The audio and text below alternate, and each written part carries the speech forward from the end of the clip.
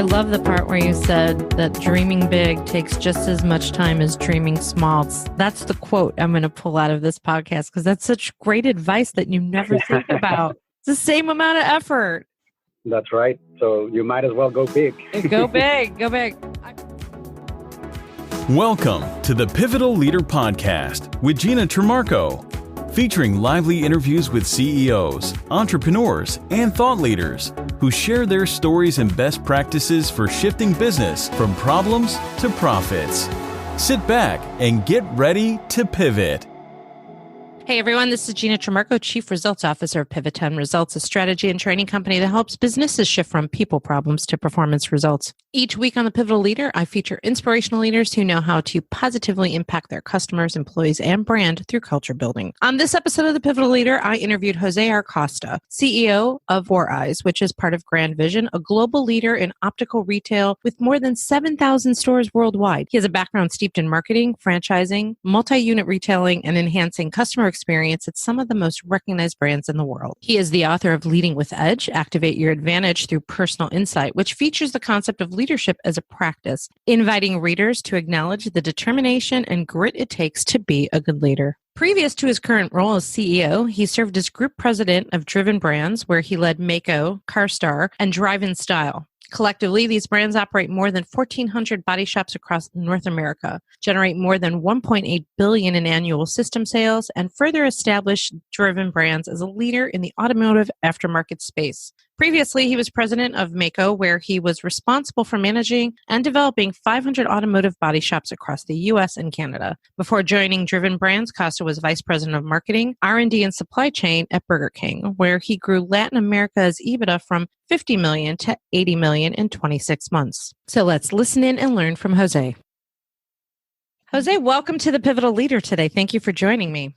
Well, thank you for having me. We just learned we're really close in proximity. We're only 4 hours away. You're in Charlotte, North Carolina, and I'm in Myrtle Beach, South Carolina. That's right. We share a football team, the Panthers. Yeah. Well, some people would disagree, but we're real close, and I'm excited about that. Maybe we'll connect in person as I go to Charlotte a lot. I'd like to jump in and talk about, we're going to talk about your book today, and I want to jump in to ask you, what inspired you to write your new book, Leading with Edge, Activate Your Advantage Through Personal Insight? It started as a leadership presentation I would give to our team members, our franchisees.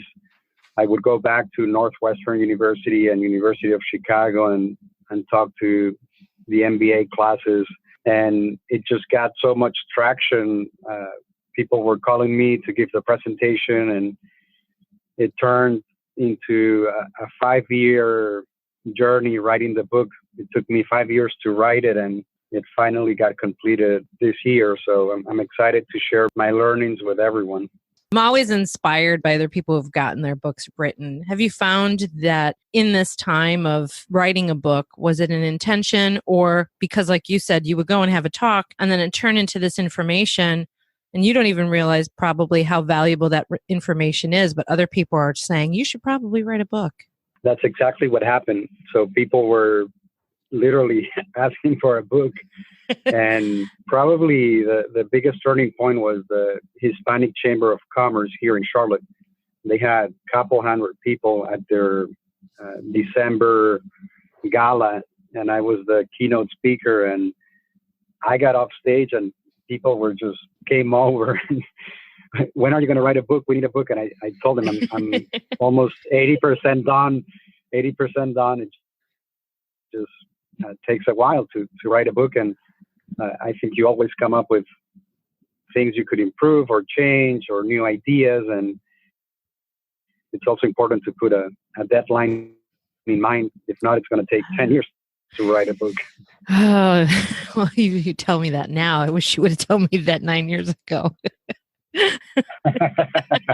Speaking of that, which was not a question on my list, what is your advice for thought leaders who, what are some strategies to get that book written besides the deadline? I think being intentional, putting time on your calendar. I had on a weekly basis a couple hours scheduled to sit down and think about the book. otherwise, I think you get busy with work, with family, community commitments, and you basically don't get it done. But if you put it on your calendar and really sit down and think about it and you're intentional, then you get it done. Which is really good advice too from a leadership standpoint of being intentional. Absolutely. I think being intentional goes hand in hand with also common sense, are two things that we can own and we can do ourselves that many times we don't do, especially common sense.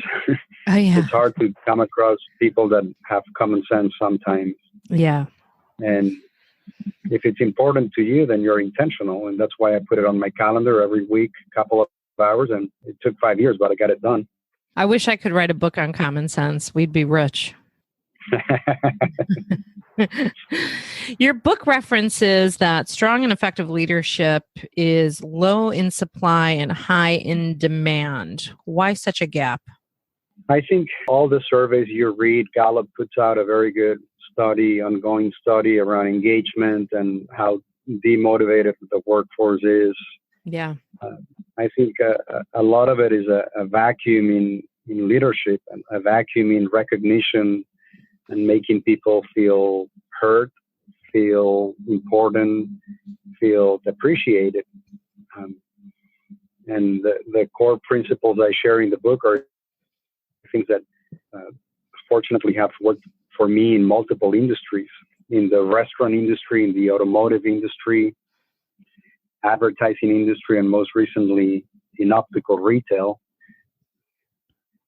I think the core fundamentals of leadership are transferable. And if you boil it down, it's almost like the golden rule. People want to be treated the same way you want to be treated, with respect. If we are having a conversation, I should put my phone away and I should have eye contact. I should sporadically repeat back what I'm learning from you so we can have a mutual understanding. If you're interviewing me for a job, I should send you a thank you note. Just those, I guess, emotional intelligence, those little things that you as a human being would expect. Well, it's interesting because that is also, what I think is common sense, right? You and I would probably agree on that. And these are conversations I've been having with other leaders. Is it innate? Are you born with that? Is it an upbringing? I know you're from Venezuela. Were you born in Venezuela? Yes, I was born and raised in Venezuela. I'm second generation Italian. And I feel like that ethnic upbringing, that there were some fundamentals that were instilled in us as families who worked really, really hard, right? My father worked really hard so that I would have things because he didn't have things, right? So there's this work ethic that's instilled in us. So is it upbringing? Is it you're born with it? What are some of your thoughts on that? I think it's a little bit of both. My mom's Italian, my dad's from Spain. My grandparents migrated from Europe literally with a suitcase and not much more. And it's that mentality of dreaming big and working hard and getting up and doing what's right. And it's not about being the smartest person in the room. It's about working very hard, and it pays off. Especially in a country of great opportunity like the one we live in. You see a lot of lazy people that feel entitled, and because they have a last name or because they work somewhere, they should get promoted, or they know someone, they should get promoted. But it's that work ethic, and it's hard to come across. And when I'm interviewing people, I'm always looking for insights into their work ethic, into how curious they are, into where they want to go. And if I see a match, then I try to have them join my team if I can. You talk about curious, and that's in part of one of your 4 leading edges, correct? Ask, listen, and be curious. That's right. Because curiosity, that comes up a lot. What advice do you have in that area of being curious so that people can be more effective? How can people become more curious? I think part of it is an innate desire to learn and continue to evolve and get better. You need to start from a place of not having all the answers and surrounding yourself with people that have different perspectives. Surround yourself with multiple news and information sources. Mm-hmm. Every morning when I wake up, I spent an hour reading online about 15 different websites that basically feed me different ideas. I go to museums with my children in the weekends. We explore. We try to learn things that would enrich all of us. I have lunch with different people every single day of the week in different departments because I want to learn about forensic accounting, or I want to learn about IT, or a new legislation impacting our legal department. Mm. And many people just tend to have lunch at their desk to increase productivity and not talk to a lot of people. And I basically take a completely different approach. You have a limited number of lunches you're going to have every single week. You might as well leverage half an hour or an hour to meet someone and learn something. I also personally put thresholds on my career. Earlier on, it was easier. I would tell myself every 2 to 3 years, I want to have bigger responsibility, bigger title. I want to be running a bigger P&L. And I worked really hard against that objective. And part of it was building knowledge. And that knowledge is from many different aspects and many different places. Well, you were a pretty young CEO at age 35. Is that correct? You were age 35 as CEO of MAACO? That's right. So I want to talk a little bit about that.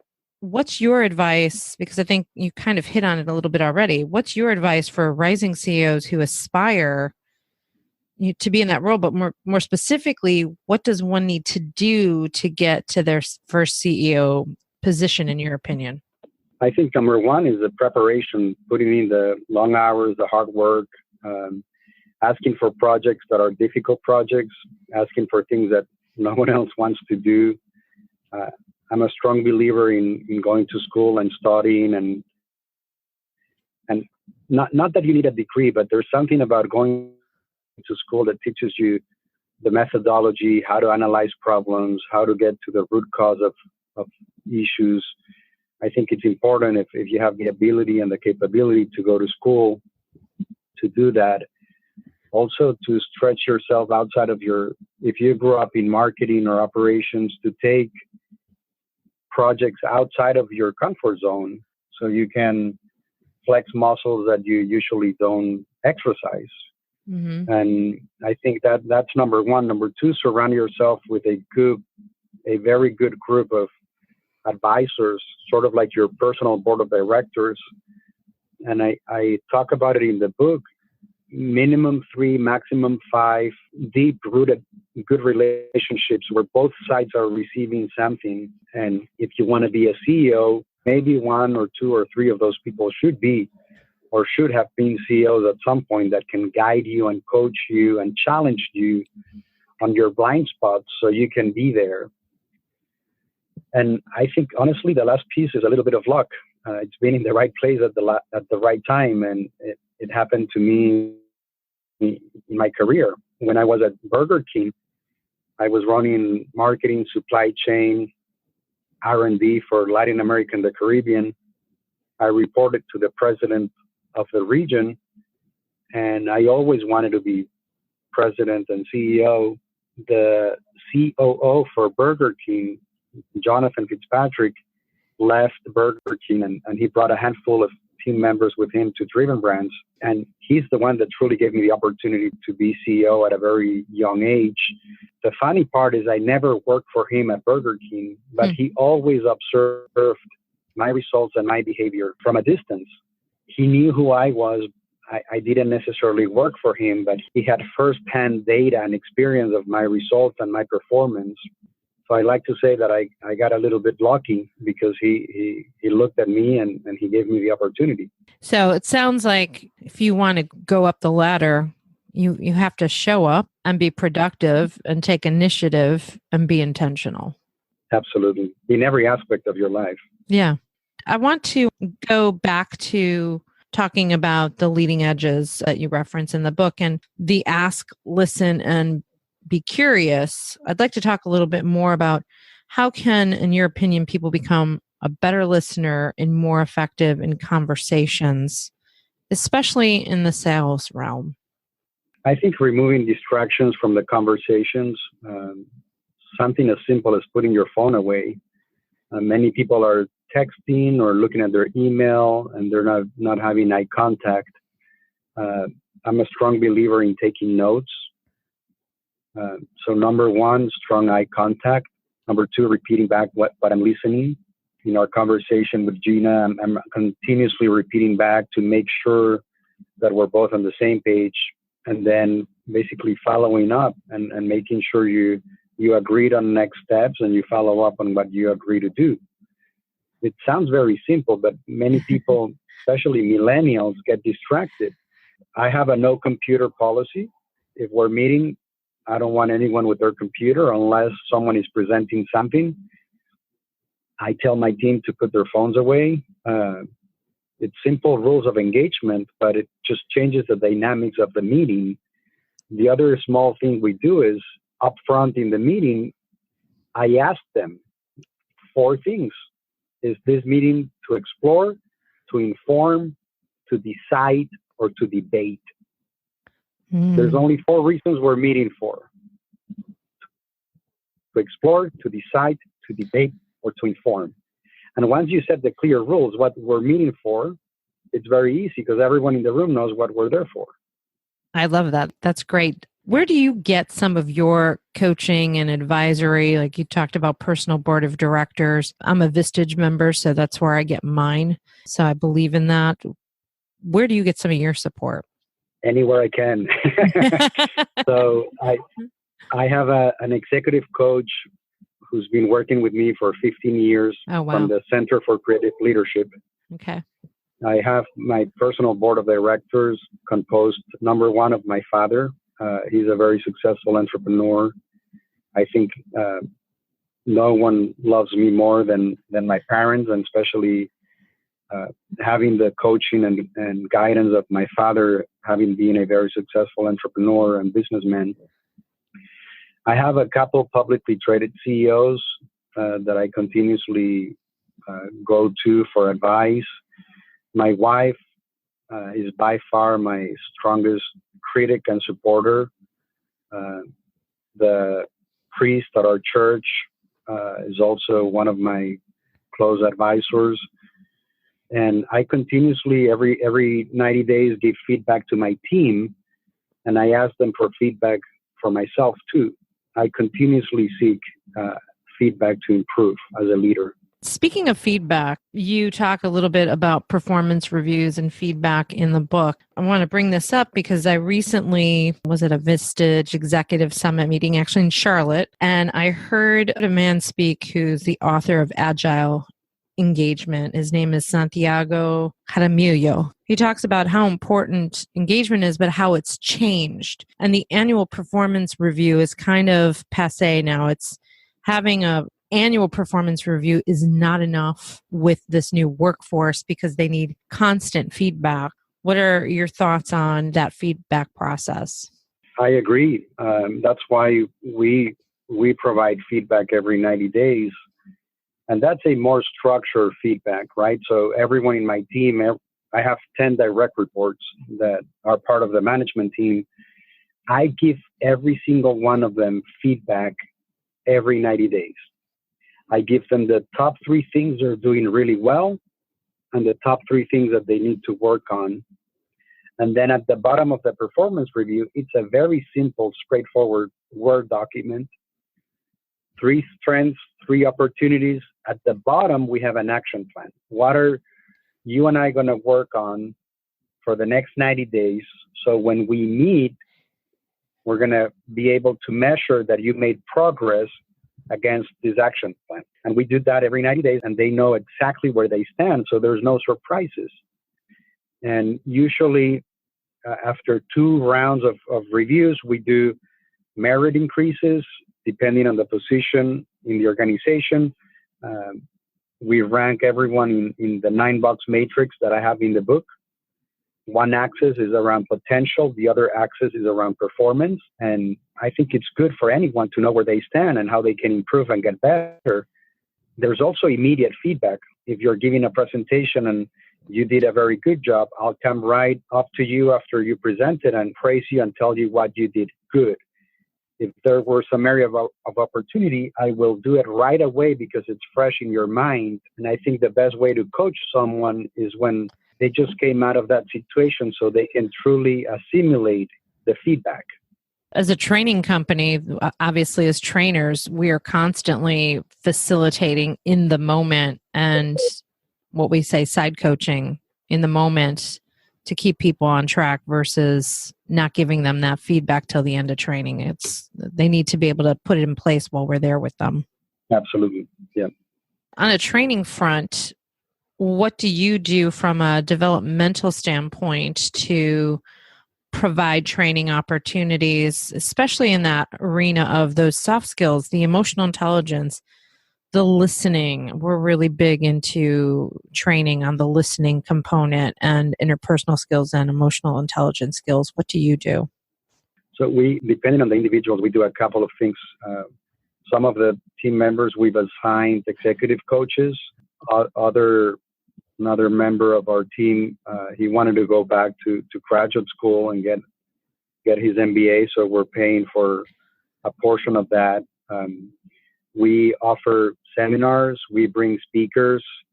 We do a quarterly all-employee meeting where we do some type of developmental or training initiative. The last one, we brought an innovation person from Disney to teach them about creative thinking. So those are some of the things we do. I read 2 books a week and give them out. If it's a really good book, I'll buy it for everyone on the team. I send out TED Talks.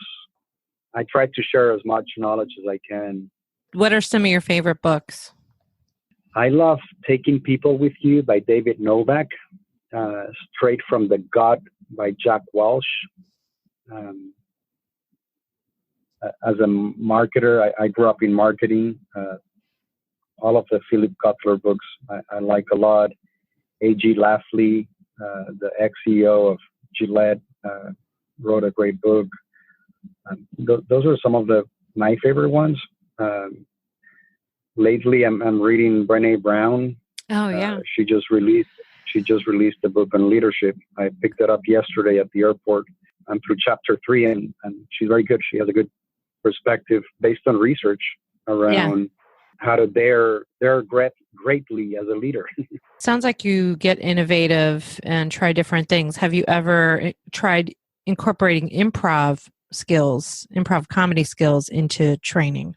No, that's a great idea. I had one leadership professor at the University of Chicago talk about using theater techniques, sort of like putting on masks depending on the situation, but never improv. Do you provide that type of service? Oh, yeah. Yes, we do. All right. Well, we should talk after the podcast. we should. It's perfect. I ask that because we need these soft skills today. And you and I talk similarly about common sense and communication and being curious, and improv lends itself to all of that, really being in the moment. Like you said, put away the phone, put down what you're doing, make eye contact.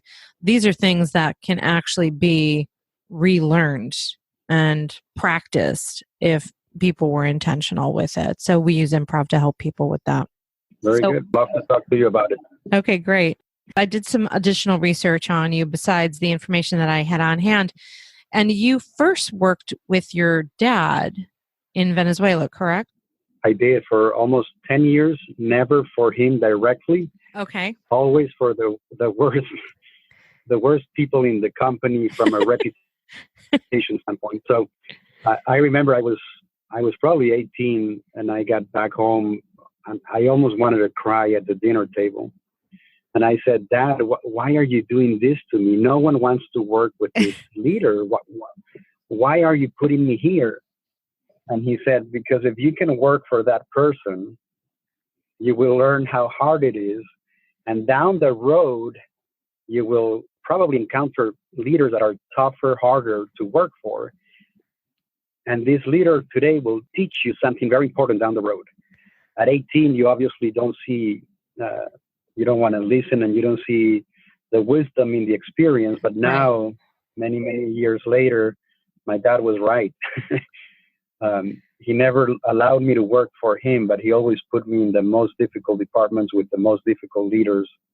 And I'm thankful for that.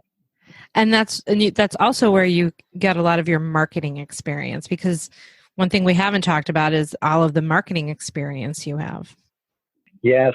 So my father started the largest marketing and advertising group in Venezuela back in the 60s, late 60s. And the dream was for me to come to the U.S., go to graduate school, and then go back and take over the family business. He never forced me to go into marketing, but I grew up in the marketing world. My grandfather was in public relations.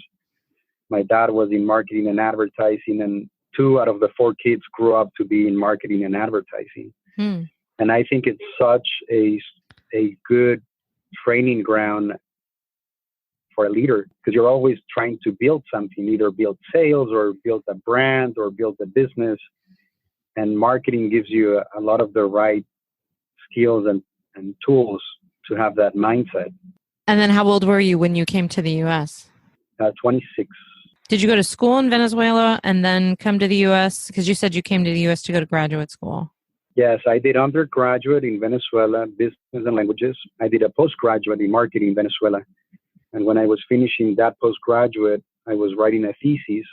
And a lot of the books that I used were from Northwestern University, from the integrated marketing program. It's a master's of science in integrated marketing. So I applied and I got accepted. My sister got accepted too. That's where I met my wife, Cindy, and we both got hired by Yum Brands afterwards. And a couple of years later, I went back again to graduate school to get an MBA from University of Chicago. Very impressive. And I see that you see the value of how important education is. I truly do. And if I had the time, I would probably go get another degree. And it's not to collect degrees. It's just truly, honestly, from deep in my heart, it's from a position of wanting to learn more. Just that experience of sitting in a classroom and learning, and then taking that insight and applying it to my day-to-day world it's something that gives me great satisfaction.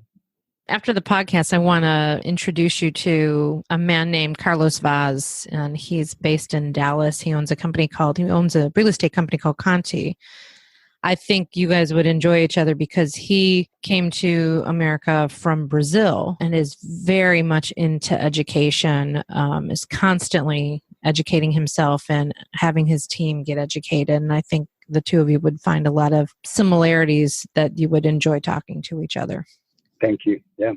And he was on the podcast, so I'll send you his podcast so you can listen to him and reach out to him.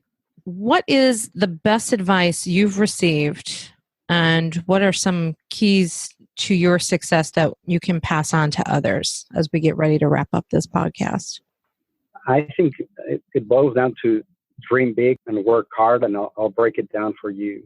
Dreaming big takes the same amount of effort as dreaming small. And I think as individuals, as organizations, as teams, sometimes we set the bar and we think we're dreaming big, but there's always a bigger dream. And continuously assessing and crafting a very crisp vision around that dream. Number one. Number two, everything that you and I talked about around working hard, getting up early, studying, taking challenges outside of your comfort zone, asking for feedback, continuously learning. I think all of those two things combined put you in a position of advantage to move up in any organization, in your personal life as well. I love the part where you said that dreaming big takes just as much time as dreaming small. That's the quote I'm going to pull out of this podcast, because that's such great advice that you never think about. It's the same amount of effort. That's right. So you might as well go big. Go big. Go big. I forgot. There is one other question. There's actually two other questions I wanted to ask you, and one I might ask you afterwards. I have to ask you, what was it like to be on the Undercover Boss? And I have to ask you that because the last interview I had was someone else on the Undercover Boss. I feel like I have a trend going on with Undercover Boss guests. It was one of the most gratifying experiences of my life, in the sense of being able to give back to employees that do so much hard work and it goes unnoticed sometimes. Mm-hmm. And at the end of the day, when you go home, you realize that it doesn't matter what title you have. It doesn't matter where you sit in the organization. The true human drivers are the same. We're all human beings and we want to do the same. We want to provide for our families. We want our children to be successful. And it boils down to the same dreams. And it gave me the opportunity to learn that firsthand from painters and sanders and maskers and detailers when I was at MAACO. Well, I remember seeing that episode and it was a great episode. And then when I found out about you were coming on the podcast, I was excited about it because it was fun to watch you on that. Thank you. You're welcome. One more question, and it came to me when you're talking about franchises. Any advice around a company that has an idea and then wants to take it to franchise, or for franchises in general, whether you're the franchisor or a franchisee, any advice around that? Because I know sometimes that can be sticky in following the uniformity of what a franchise expects. Any advice on being in that franchise model and setting up a franchise model? Right. We could spend the whole another podcast on this one, but I'll try to be try to be brief. Okay. I might schedule you for another podcast. All right, go. Give me what you got. On starting one, I think you, number one, need a proven business model that's replicable. So many people think I have 1-2 locations, I can start franchising. I would say you need at least a cluster of, I would say 15 to 20, 25 stores before you can consider franchising, because whoever buys your franchise, they want to see a predictable model. They want to see scale. They want to see that it has worked in at least 20 locations, number one. Number two, once you start adding the royalty fees, the marketing fees, maybe supply chain fees, you want the four-wall EBITDA to be profitable for the franchisee. Right. Because out of the top line sales, they're going to take out maybe 5% or 8% to give it to the franchisor. And there has to be enough money at the end of the day for the franchisee to be happy, to have skin in the game and get their money back and be successful. Shifting gears on the franchisor side, I think the fundamental thing that sometimes leaders and organizations forget is at the end of the day, that small business owner is a small business owner and they're looking for guidance and support. If they were innovators and entrepreneurs, they would go start a brand. And that's not what they decided to do. They decided to join your family to follow your guidelines. Right, right. So giving them continuous support from a training and operations standpoint, from marketing, and making sure you're focused personally on the bottom 2 quartiles. The bottom quartiles are the ones that are either new stores or stores that are underperforming and that they need help. And sometimes the answers are just looking at the top quartile and having that group teach and educate the bottom quartiles. And it's powerful when you put peers to teach peers versus a corporate office teaching the franchisees. I think combining both, it has a positive result. That's great advice. And I've worked with several franchises and I've seen the challenges around, especially when they don't get training from the franchisor. And you hit it on the head. They're not necessarily, they're entrepreneurs, but they're not the entrepreneur style that a franchisor is. And they just want that system. Sometimes they're handed the system, but they're not handed everything else that they need to be effective. Right. Or they don't know what they don't know, especially a new one. So that's why the continuous coaching, training, a support group by market, both at Burger King and at Yum Brands, we had market meetings where we would put all the franchisees together, new, old, big, small, multicultural franchisees, so they could compare their P&Ls and they could learn from each other. To me, that's more powerful than someone flying from the corporate office and telling them what to do. Versus showing them what to do based on a peer that went through it. Thank you for indulging me on that. And I may ask you to come back. We could do a whole franchise segment. Sounds good. Sounds good. We're at the end of our time. It's time for us to wrap up. So how can people connect with you, learn more about you and your book? I'm very active on LinkedIn. They can email me. I'm very quick on replying to email. J Costa, Costa, at 4eyes, FOREYES.com. That's my work email, or they can reach out through LinkedIn. I don't use Twitter, and I keep Facebook just for personal family pictures. So Okay. LinkedIn is the best path.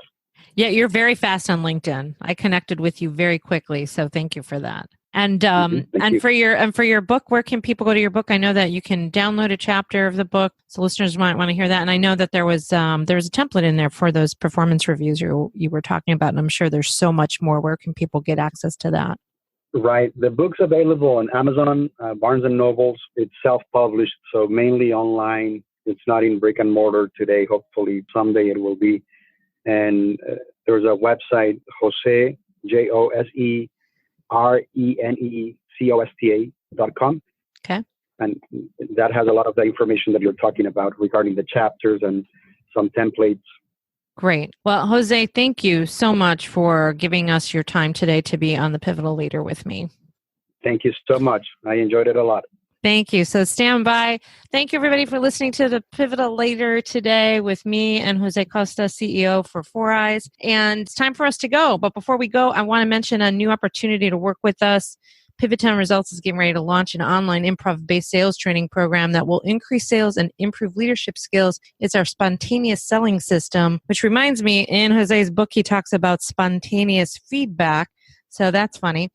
You've heard what Jose and I talked about today about the importance of listening and being curious. So we'd love to help you with that. Visit our website or call me at 843-597-6393 or email me at gina@pivot10results.com. And until next time, if you want to maximize, you need to improvise. Now it's time for that cool voiceover guy to take us out.